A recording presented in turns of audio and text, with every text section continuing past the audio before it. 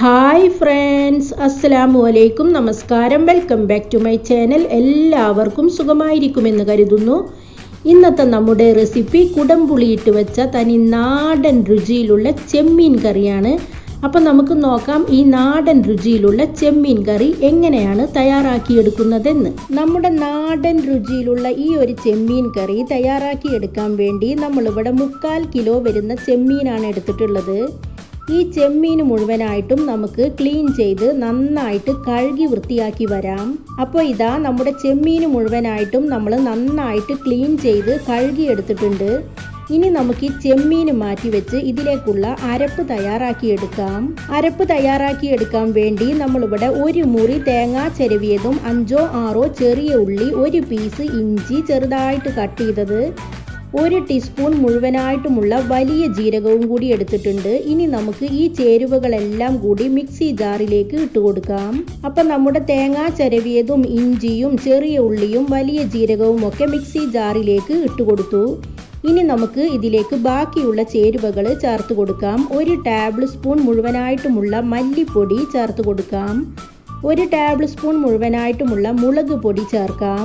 1/2 teaspoon അളവിലുള്ള മഞ്ഞൾപ്പൊടി ചേർത്ത് കൊടുക്കാം. ഇനി നമുക്ക് അരപ്പിലേക്ക് ആവശ്യമായിട്ടുള്ള വെള്ളം കൂടി ആഡ് ചെയ്ത് കൊടുക്കാം. നമ്മളിവിടെ ഏകദേശം 1.5 ഗ്ലാസ് അളവിലുള്ള വെള്ളമാണ് ആഡ് ചെയ്ത് കൊടുക്കുന്നത്. വെള്ളം കൂടി ആഡ് ചെയ്ത് കൊടുത്തതിന് ശേഷം നമുക്ക് ബ്ലെൻഡർ അടച്ചു വെച്ച് നല്ല ഫൈൻ ആയിട്ടൊന്ന് അരച്ചെടുത്ത് വരാം.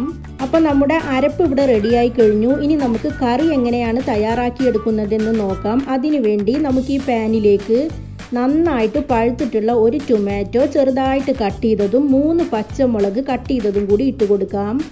കൂടെ തന്നെ നമ്മുടെ സ്പെഷ്യൽ ഇൻഗ്രീഡിയൻ്റ് ആയ കുടംപുളി ആഡ് ചെയ്ത് കൊടുക്കാം. നമ്മളിവിടെ 4 പീസ് കുടംപുളി നന്നായിട്ട് കഴുകിയതിന് ശേഷമാണ് ഇതിലേക്ക് ഇട്ട് കൊടുക്കുന്നത്. ഇനി നമുക്കിതിലേക്ക് അരപ്പ് മുഴുവനായിട്ടും ഒഴിച്ചു കൊടുക്കാം. അരപ്പ് മുഴുവനായിട്ടും ഒഴിച്ചു കൊടുത്തതിന് ശേഷം നമുക്കിതിലേക്ക് ആവശ്യമായിട്ടുള്ള ഉപ്പ് കൂടി ചേർത്ത് കൊടുക്കാം. ഇനി നമുക്ക് അടുത്തതായിട്ട് ഈ മസാലയിലേക്ക് ചെമ്മീൻ കൂടി ആഡ് ചെയ്ത് കൊടുക്കാം. നമ്മൾ സാധാരണ മീൻ കറി ഉണ്ടാക്കുന്ന സമയത്ത് മസാല തിളച്ചതിന് ശേഷമാണ് നമ്മൾ മീൻ ചേർത്ത് കൊടുക്കാറുള്ളത്. ചെമ്മീൻ കറി ഉണ്ടാക്കുന്ന സമയത്ത് മസാലയുടെ കൂടെ തന്നെ ചേർത്ത് കൊടുക്കുകയാണെങ്കിൽ നമ്മുടെ കറിക്ക് നല്ല അടിപൊളി ടേസ്റ്റ് ആയിരിക്കും. ചെമ്മീൻ കൂടി ആഡ് ചെയ്ത് കൊടുത്തതിന് ശേഷം നമുക്കിതെല്ലാം കൂടി നന്നായിട്ടൊന്ന് ഇളക്കി കൊടുക്കാം. നമ്മുടെ കയ്യിൽ കുടംപുളി ഇല്ലെങ്കിൽ സാധാരണ പുളി ഒഴിച്ച് വെക്കുകയാണെങ്കിലും ഈ ഒരു മസാലയിൽ തയ്യാറാക്കുകയാണെങ്കിൽ നല്ല ടേസ്റ്റ് ആയിരിക്കും. എല്ലാവരും ട്രൈ ചെയ്ത് നോക്കണം. എല്ലാം കൂടി നന്നായിട്ട് മിക്സ് ചെയ്തെടുത്തതിന് ശേഷം നമുക്ക് പാന് പകുതി അടച്ചു വെച്ച് ഫ്ലെയിം ഓൺ ചെയ്യാം.